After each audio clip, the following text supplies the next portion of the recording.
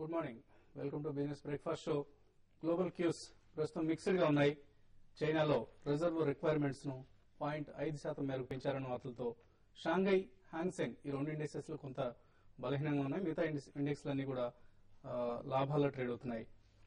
అలాగే SX Nifty కూడా ఒక స్ట్రాంగ్ రీబౌండ్ ను సూచిస్తోంది. ఆల్మోస్ట్ 50 పాయింట్స్ లాభంతో ట్రేడ్ అవుతుంది.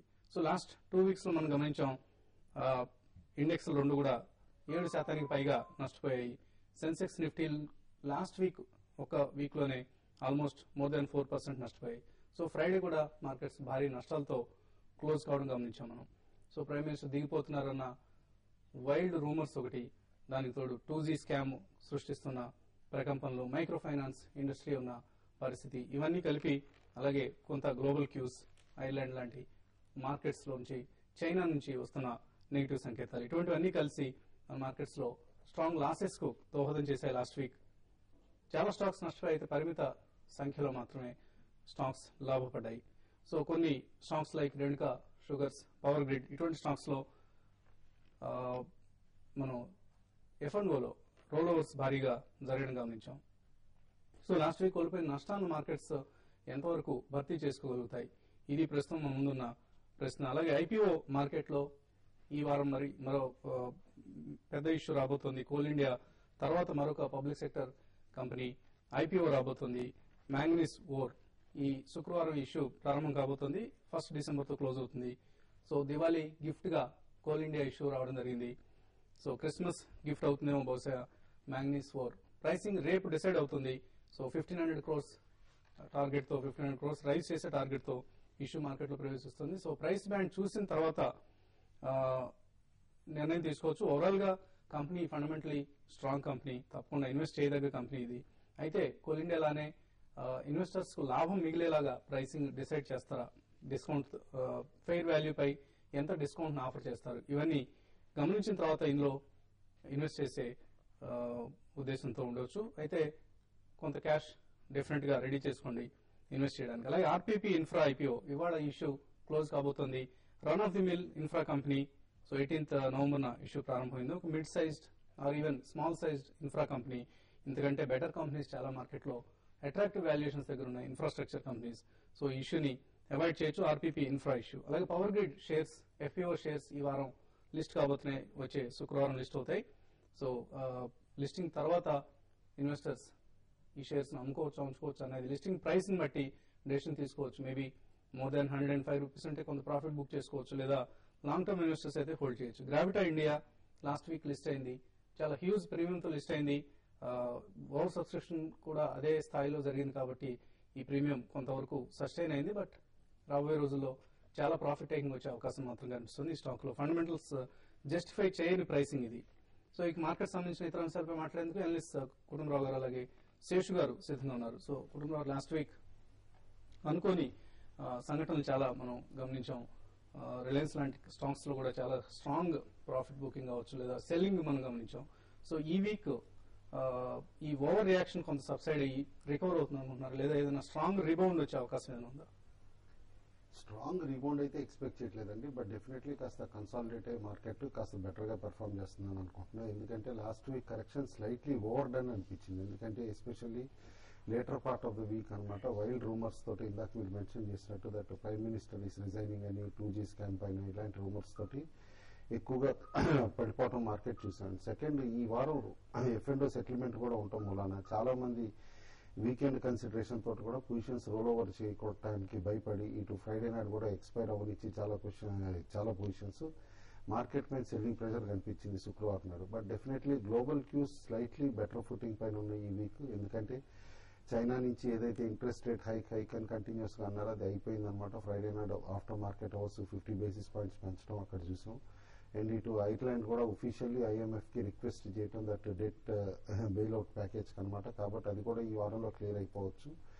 అండ్ ఈ వారం యుఎస్ మార్కెట్స్ కి థ్యాంక్స్ గివింగ్ హాలిడే ఉందన్నమాట, థర్స్డే నాడు, ahead of their shopping festival అనుకోవచ్చు, లిటరలీ బ్లాక్ ఫ్రైడేకి. అయితే ఓవరాల్ గా సంతా క్లాస్ ర్యాలీ అని ఏదైతే యుఎస్ మార్కెట్స్ లో ఎక్స్పెక్ట్ చేస్తూ ఉంటారో అది గుడ్ షాపింగ్ నెంబర్స్ తోటి ట్రిజర్ అయితే, నేను అనుకోవటం మన దగ్గర వన్స్ పార్లమెంట్ నార్మల్ గా ఫంక్షన్ అయ్యి 2G స్కామ్ పైన కొంచెం క్లారిటీ వచ్చిన తర్వాత more the less controversy then more noise అన్నట్టు తగ్గితే కనుక నేను అనుకోవటం మార్కెట్స్ కాస్త స్టేబుల్ అవుతాయి. బట్ అవుట్ ఆఫ్ వుడ్స్ అవ్వాలి ఇటు ఇండిసీస్ అంటే మాత్రం డెఫినెట్లీ వాళ్ళ 5960 పైన నిఫ్టీ క్లోజ్ అవ్వాలి. 5960 పైన వాళ్ళ క్లోజ్ అయితే కనుక we can see in this week itself ఒక mild short covering rally all the way up to 6100 కూడా అని చెప్పేసి అని అనుకుంటున్నా. ట్రేడర్స్ మాత్రం కంటిన్యూస్ గా ఇంకా అప్రమత్తంగానే ఉండమంటున్నా. Last week lows definitely benchmark అవుతాయి అనమాట. దాని కింద ట్రేడ్ అవటం మొదలైతే మాత్రం మార్కెట్స్ ఫర్దర్ వీక్నెస్ తోటి Nifty can touch even 5750, 5780. But last week lows నేను అనుకోవటం అది బిగ్ సపోర్ట్ అంత ఈజీగా బ్రేక్ కావని చెప్పేసి కూడా అనుకుంటున్నాను. ఓకే అండి. సో మీరు ఇంకా ఎంత ఫర్దర్ డౌన్ సైడ్ రిస్క్ ఉంది అనుకుంటున్నారు? ఒకటండి, ఇప్పుడున్న పరిస్థితుల్లో మార్కెట్ అయితే ఆల్రెడీ ఓవర్సోల్డ్ పొజిషన్ లో ఉంది. ఎందుకంటే మార్కెట్ కంటిన్యూస్ గా 6450, 430 లెవెల్స్ నుంచి 6350 లెవెల్స్ నుంచి ఎక్స్పైరీ డేకి ఎంత ఇండెక్స్ ఎక్కడ ఉండే అవకాశం? ఎక్స్పైరీ డేకి నేను కూడా అరౌండ్ 6000 దగ్గర సస్టైన్ అయ్యే అవకాశం ఉంది. ఇంకోటి ఈ F&O క్లోజింగ్ మాత్రం మార్కెట్ పెద్దగా పెరిగే అవకాశం లేదు. 6050 దాటి పెరిగే అవకాశం కనపడలేదు. కాబట్టి నా ఉద్దేశం ప్రకారం అరౌండ్ 6050 అండ్ 5950 మధ్యలో F&O క్లోజ్ అయ్యే అవకాశం ఉంది. ఇంకోటి మార్కెట్ ఇక్కడ నుంచి బౌన్స్ బ్యాక్ ఈ రోజు మాత్రం స్ట్రాంగ్ గా బౌన్స్ బ్యాక్ కావడానికి అవకాశం ఉంది. ఓవర్సోల్డ్ పొజిషన్ లో ఉంది కాబట్టి అయితే అక్కడ నుంచి ర్యాలీ కంటిన్యూ అయ్యే అవకాశం లేదు. ఎందుకంటే ఈ F&O క్లోజింగ్ మొత్తం నిఫ్టీ గానీ రిటర్న్ చూసుకుంటే చాలా నెగిటివ్ లో ఉంది కాబట్టి ఎవ్రీ ర్యాలీలో ఏంటంటే అన్వైండింగ్ పొజిషన్స్ ఏవైతే లాంగ్ పొజిషన్స్ ఉన్నాయో అవన్నీ కూడా ఎగ్జిట్ అవడానికి ట్రేడర్స్ అందరూ కూడా ట్రై చేస్తుంటారు. కాబట్టి నిఫ్టీ అనేది ఈ F&O క్లోజింగ్ పెద్దగా పెరిగే అవకాశం ఉంది. ప్రాబ్లం నెక్స్ట్ మంత్ మార్కెట్ పెరగడానికి కూడా అవకాశం ఉంది. ఇప్పుడున్న పరిస్థితిలో మార్కెట్ చాలా వోల్టాలిటీ, ఈ నెక్స్ట్ 4 రోజులు కూడా మంచి వోల్టాలిటీ ఉంటుంది. ఇంకోటి మార్కెట్ లాస్ట్ 2 ట్రేడింగ్ సెషన్ లో చూస్తే మార్కెట్ పడిన విధానం హై వాల్యూమ్స్ అంటే 2,24,000 ఆ విధమైన వాల్యూమ్స్ తో పడింది. కాబట్టి అంటే మార్కెట్ రికవరీ వచ్చినా కూడా అది షార్ట్ లివ్డ్ గా ఉంటుంది.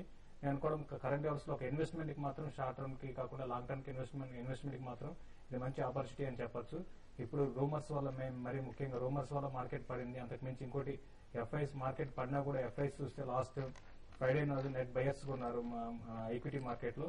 F&O లో కూడా పెద్దగా నెట్ సెలర్స్ లేరు. కాబట్టి ఇవన్నీ ఏంటంటే ఇది షార్ట్ టర్మ్ ప్రైస్ కరెక్షన్ తప్ప ఇది లాంగ్ టర్మ్ మాత్రం ఇది ఉండే అవకాశం లేదు.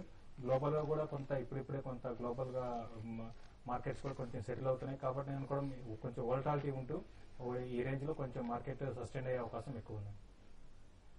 ఓకే అండి. కాలర్స్ కొంతమంది లైన్ ఉన్నారు. ప్రస్తుతం తణుకు నుంచి మురళీకృష్ణ లైన్ ఉన్నారు. మురళీకృష్ణ గారు చెప్పండి. సార్ ఇప్పుడు ఈ ప్లస్ 307 తీసుకున్నాను సార్. JBF ఇండస్ట్రీస్ 200 తీసుకున్నాను సార్. తర్వాత JB కెమికల్స్ 136 తీసుకున్నాను సార్.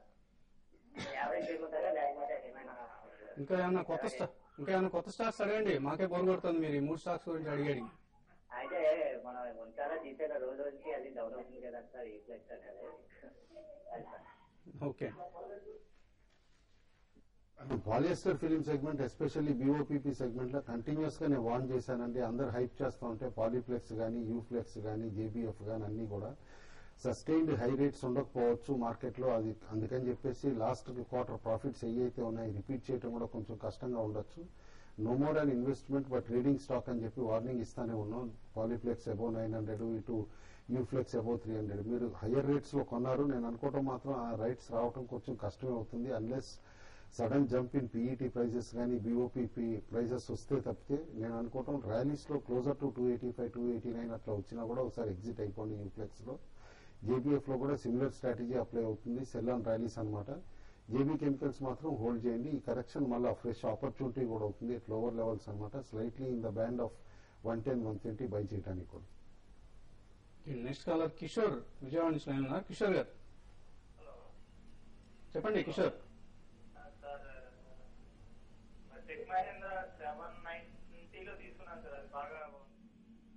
790.